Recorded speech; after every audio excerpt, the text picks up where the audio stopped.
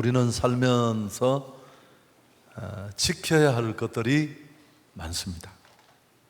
건강도 지키고, 또 평생 일궈온 사업도 지키고, 내가 꿈꾸고 기대하는 그 비전을 지키고.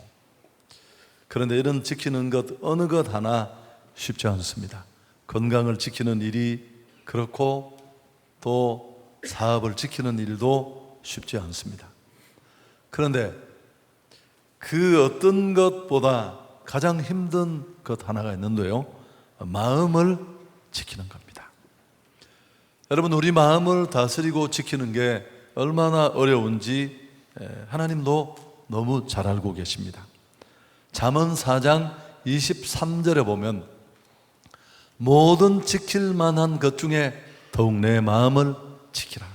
생명의 근원이 이에서 남이니라.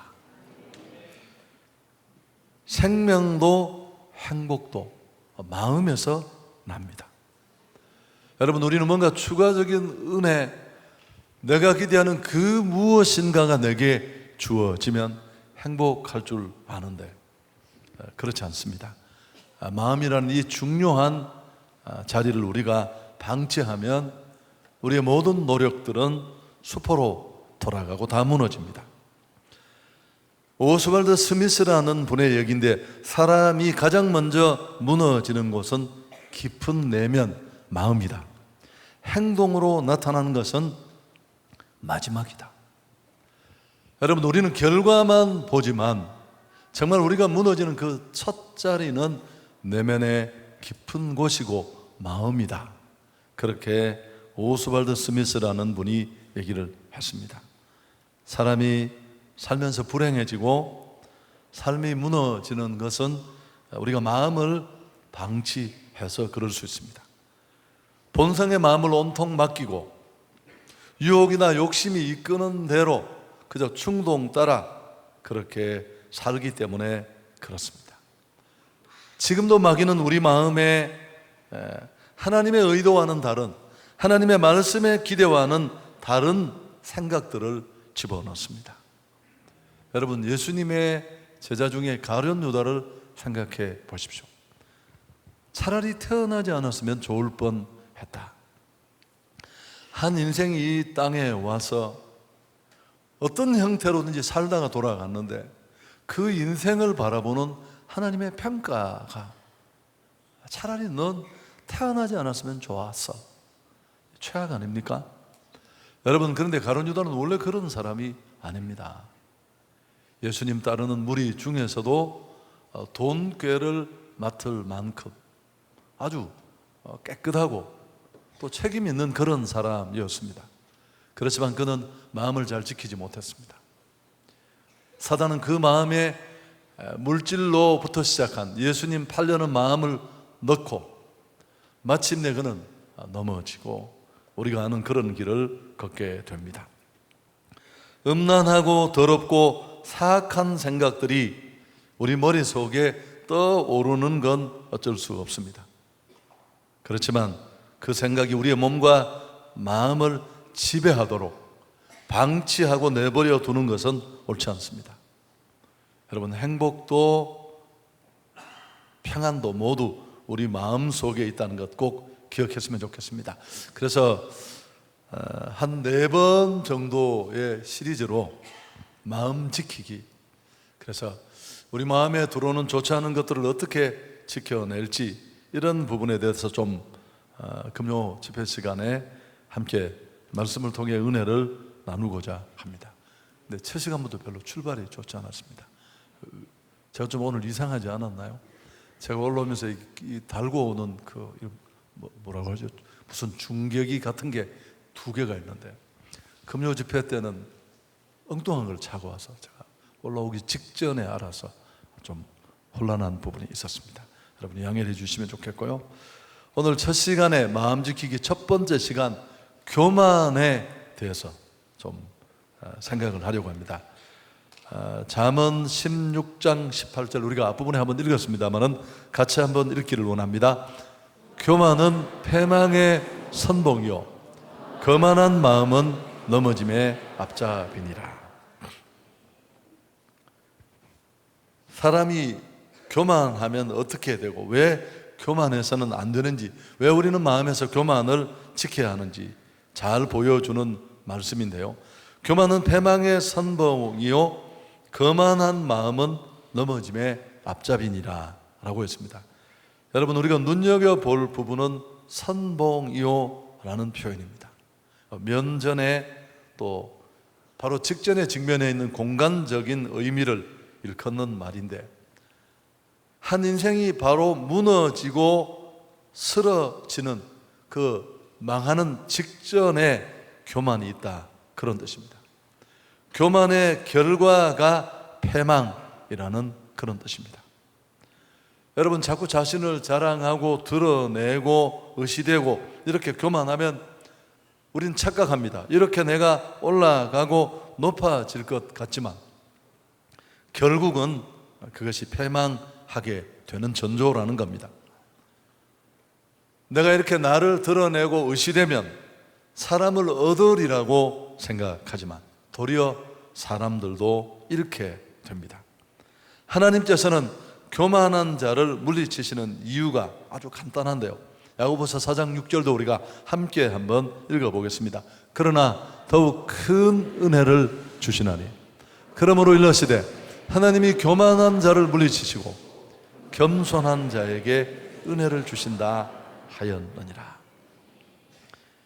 여러분, 하나님이 교만한 자를 물리치시고 겸손한 자에게 은혜를 주신다, 그렇게 말씀했습니다.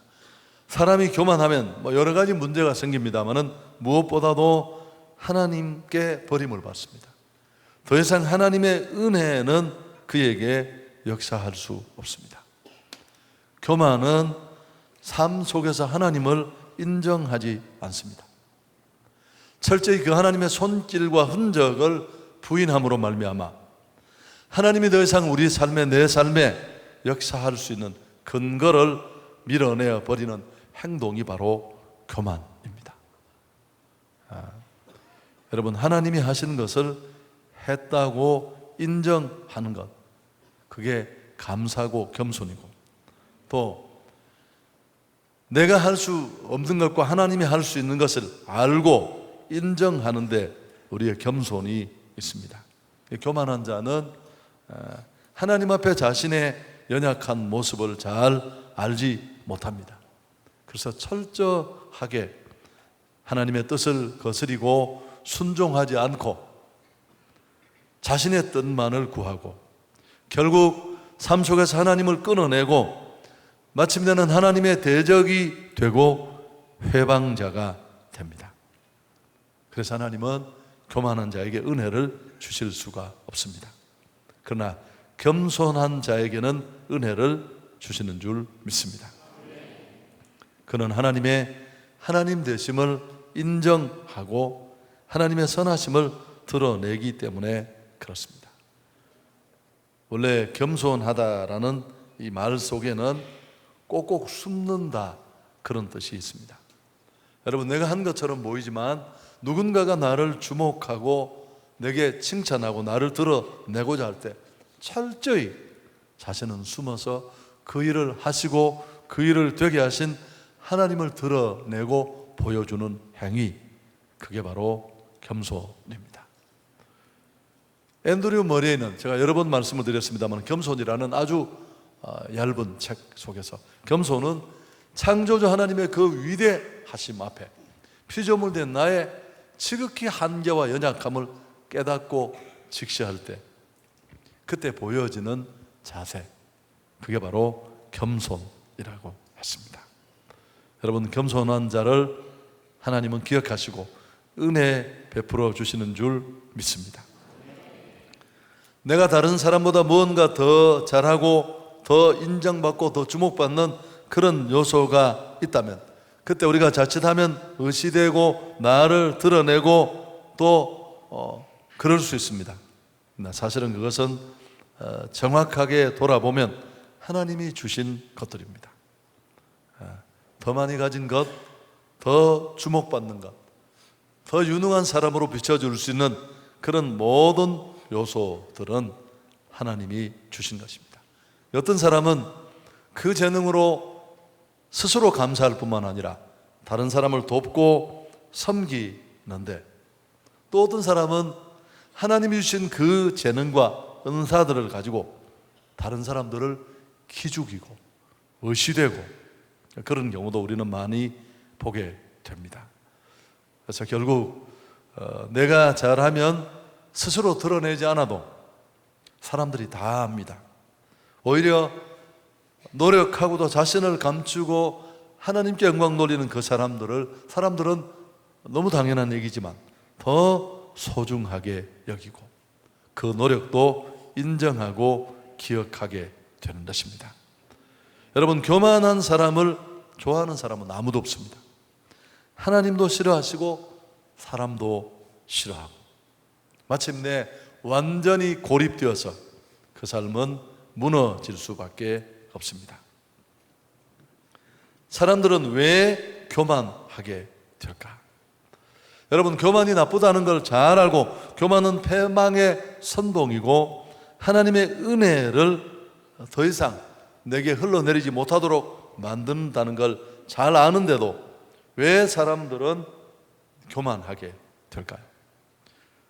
우선 첫 번째 한 가지 이유는 교만은 자기 위치 이탈에서 비롯됩니다. 앞에도 조금 말씀을 드렸습니다마는 자신이 피조물이라는 것을 스스로 충분히 인지하지 못하고 하나님의 자리에까지 자신을 끌어올리는 것입니다. 생명이 자기 소유이냐, 내가 가진 모든 것이 나의 것이냐, 그렇게 착각할 때 우리는 이런 행동을 하게 됩니다. 여러분, 이거는 작은 것처럼 보이지만 착각의 정도가 아니라 하나님의 자리 전체를 넘보는 실로 중대한 범죄입니다. 교만은 결코 작은 죄가 아니죠. 우리가 잘 아는 하나님의 원수 사단은 자신이 마땅히 지켜야 될 자기 자리를 지키지 못하고 이탈했습니다. 이사야 14장 12절 이하에 나와 있는 내용을 우리가 같이 한번 읽었으면 좋겠습니다. 너 아침의 아들 계명성이여, 어찌 그리 하늘에서 떨어졌으며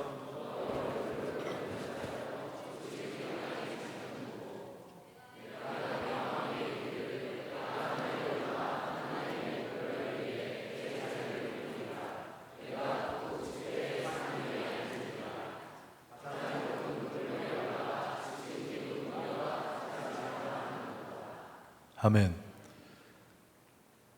오늘날 우리 그리스도인들도 자신이 이런 자리에 있다는 사실을 잊지 말아야 합니다. 하나님의 거룩하신 뜻이 이루어지도록 우린 내가 서 있는 그 삶의 자리에서 철저하게 하나님을 드러내고 보여주는 그런 삶을 살아야 합니다. 최근에 우리가 사도행전을 행축을 앞두고 묵상하면서 사도행전이 우리에게 구원받고 은혜 받은 자에게 기대하시는 삶은 선교적 삶입니다. 여러분, 이 선교적 삶은 꼭 선교지를 달려가고 전도하고 영혼을 구하는 것도 선교적 삶의 모습입니다만, 하나님을 볼 수 없는 세상에 누군가가 나를 주목하고 나를 축켜 세울 때 그 자리에서 정확하게 빠져나와서 그 일을 되게 하고 가능하게 하신 하나님을 보여주는 삶을 말합니다. 여러분, 우리 모두에게 이런 삶이 주어졌다는 것 꼭 잊지 않을 수 있기를 바랍니다. 사단이 하나님과 같아지려는 교만한 마음을 가졌기에 저주를 받아 이 땅으로 쫓겨났습니다.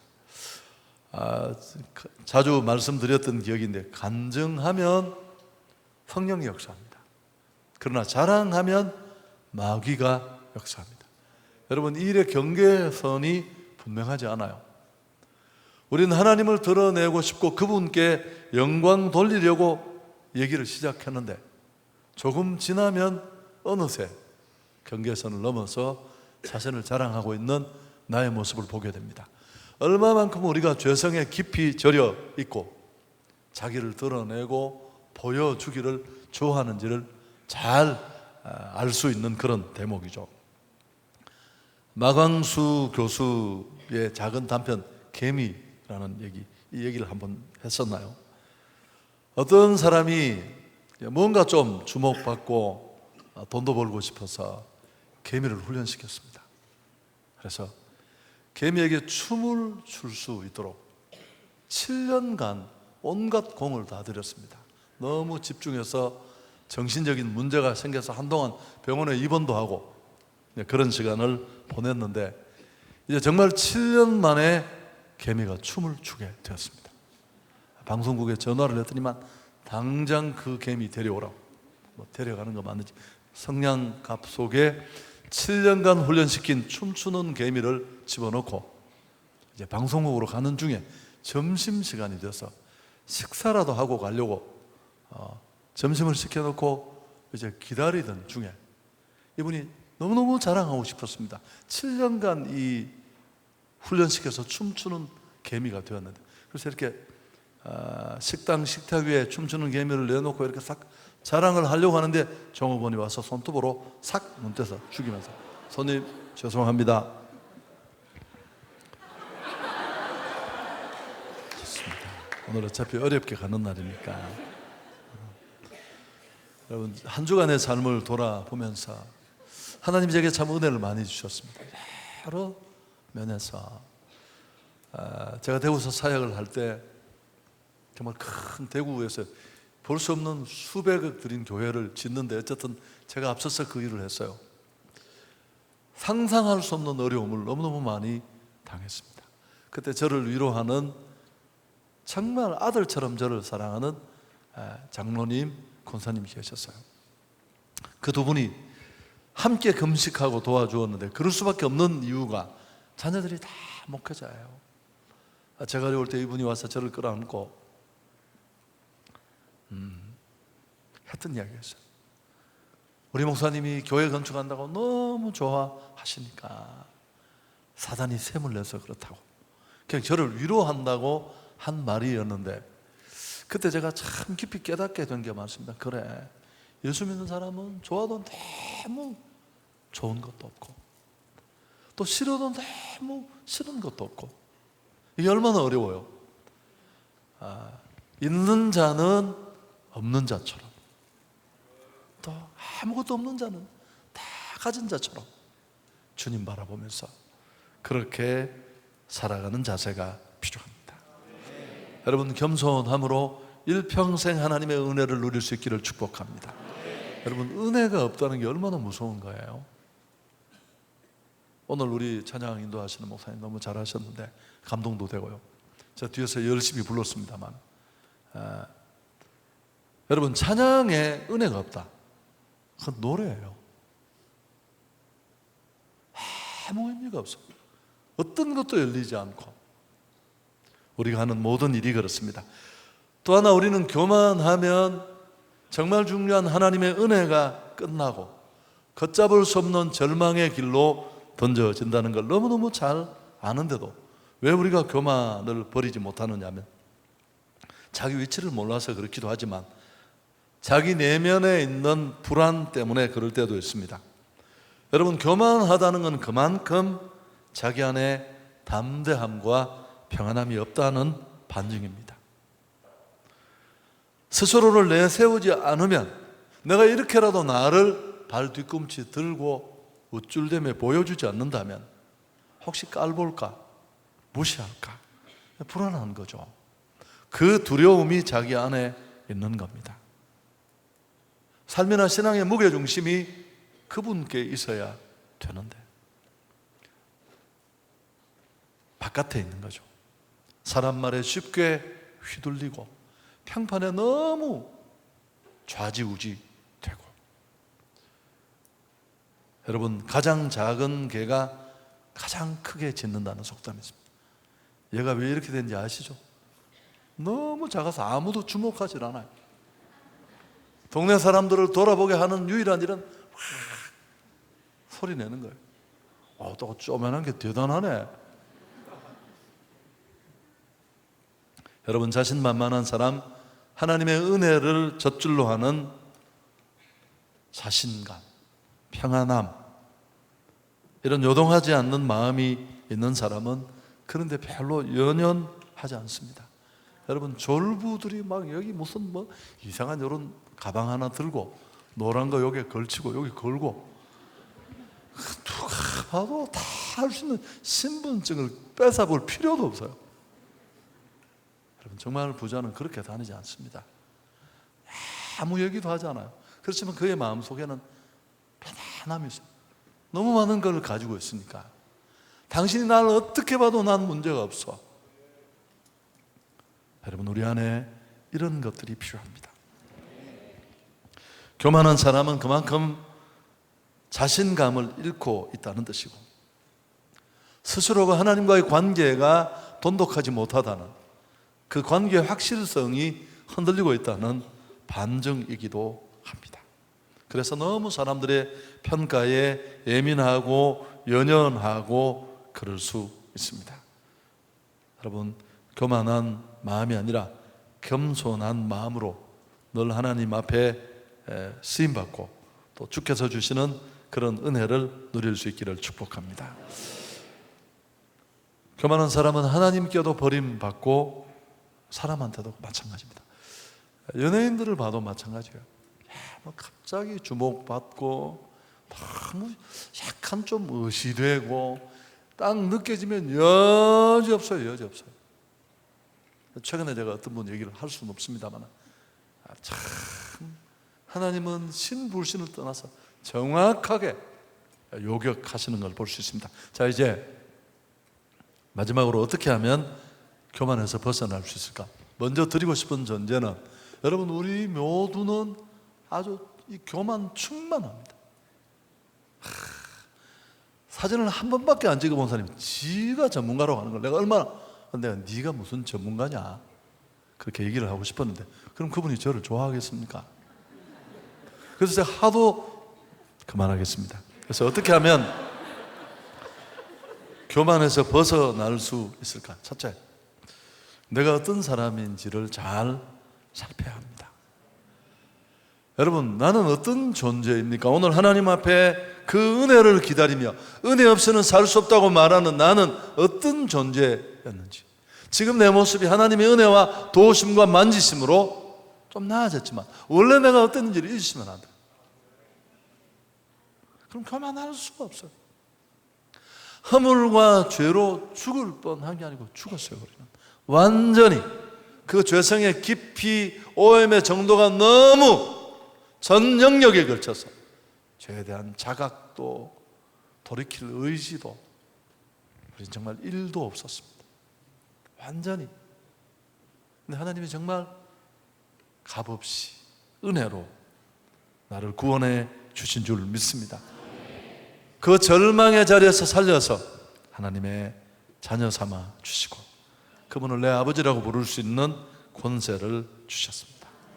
우린 이걸 절대 잊지 말아야 합니다. 바울은 대단한 사람 아닙니까? 얼마든지 자랑할 수 있는 분입니다. 그 누구 앞에서나. 그렇지만 이런 자신의 과거를 회상할 때 나는 죄인 중에 괴수와 같다. 어법을 파괴하면서 새로운 문법을 만들면서 나는 지극히 작은 자 중에 작은 자다. 과거의 교회와 그리스도인들을 핍박했던 자신의 모습을 회상하면서 한 표현일 것입니다. 내가 얼마나 많은 은혜를 받았고 나를 여기까지 지금까지 인도하는데 하나님이 얼마나 큰 은혜가 주어졌는지를 잊지 맙시다.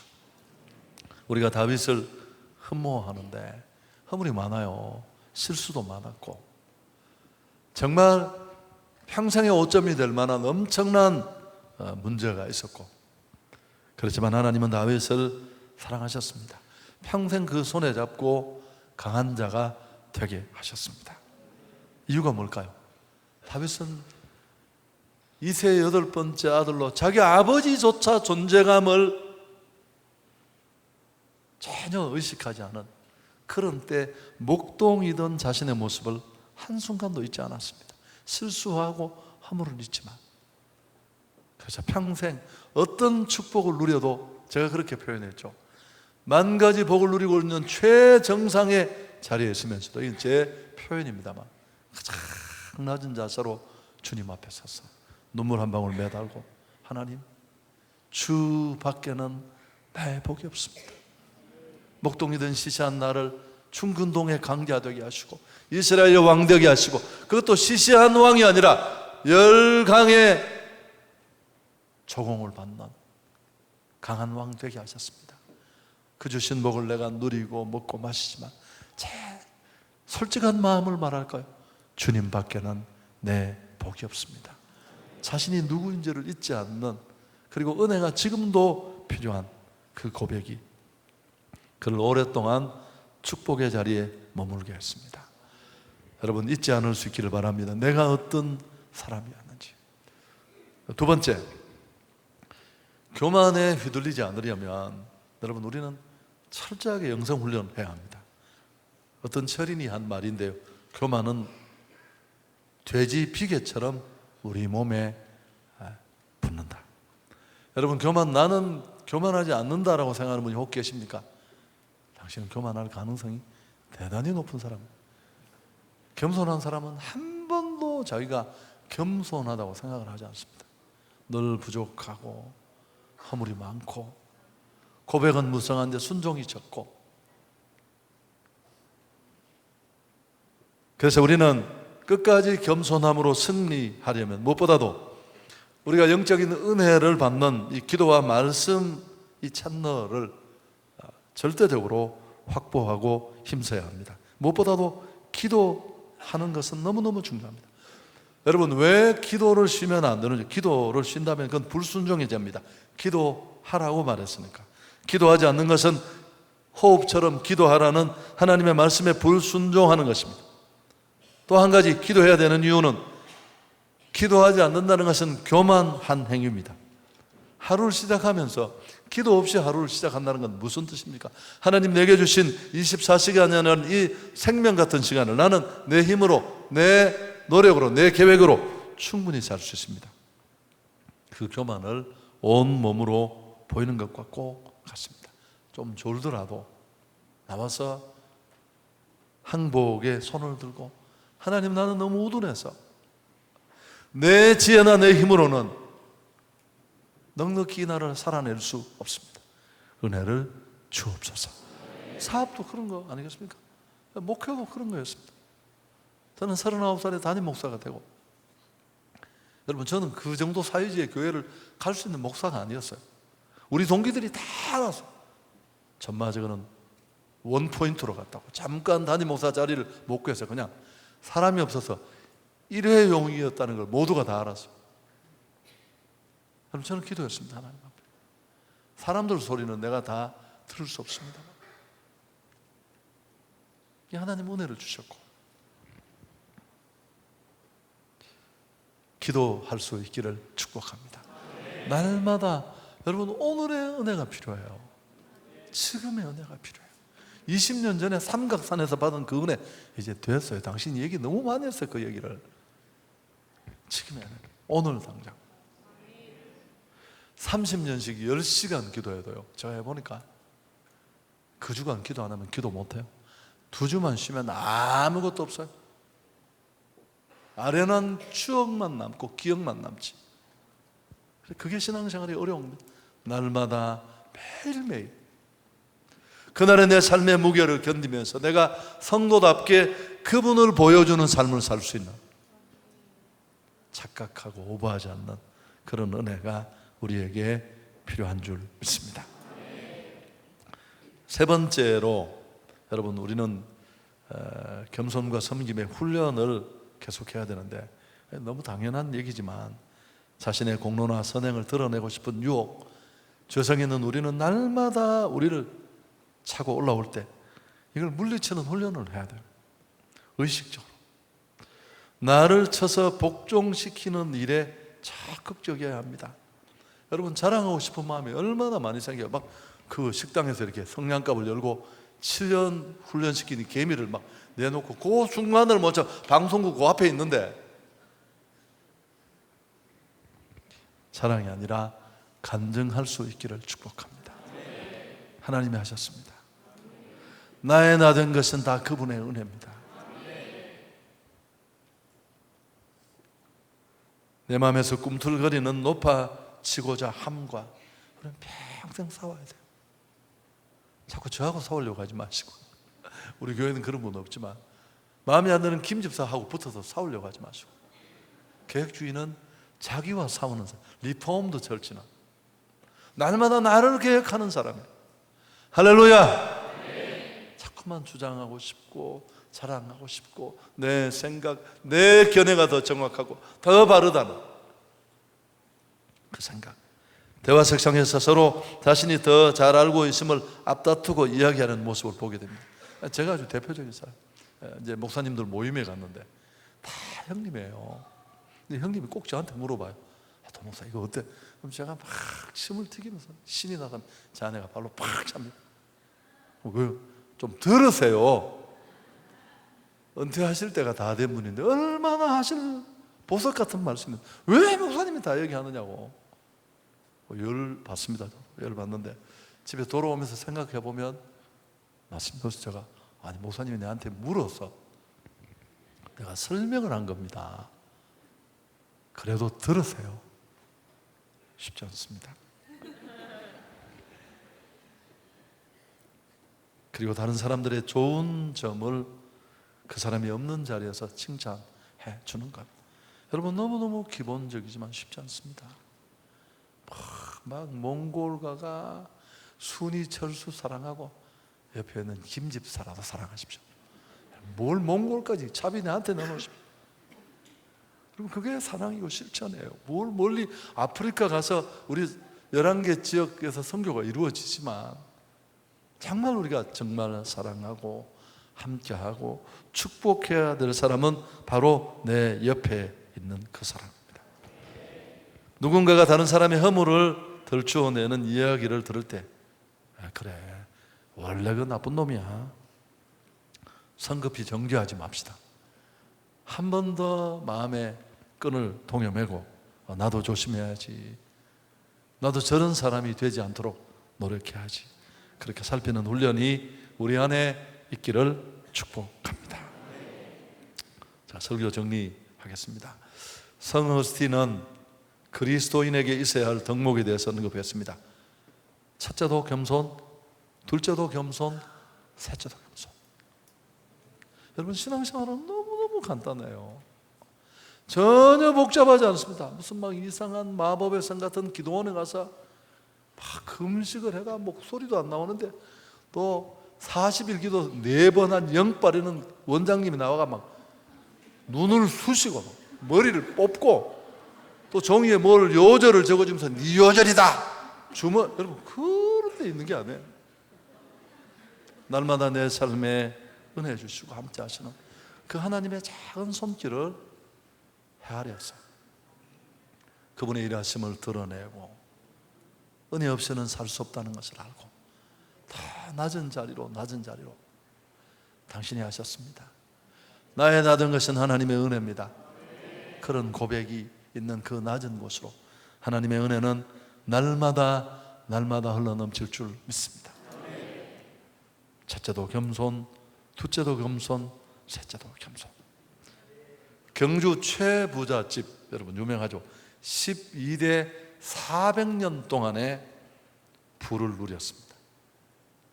만석군 집인데 여러분 이 집에는 6가지 가훈이 있습니다. 첫째, 과거 시험은 보되 진사 이상은 하지 마라. 돈과 또 다른 걸 가지려고 하지 않았다. 지금 재력 있는 사람들이 다 또 권력을 잡으려고 하는데 여기서 문제가 1000배 만배 생기는 겁니다. 두 번째, 재산은 1만석 이상은 지니지 마라. 셋째, 과객에게는 후하게 대접하라.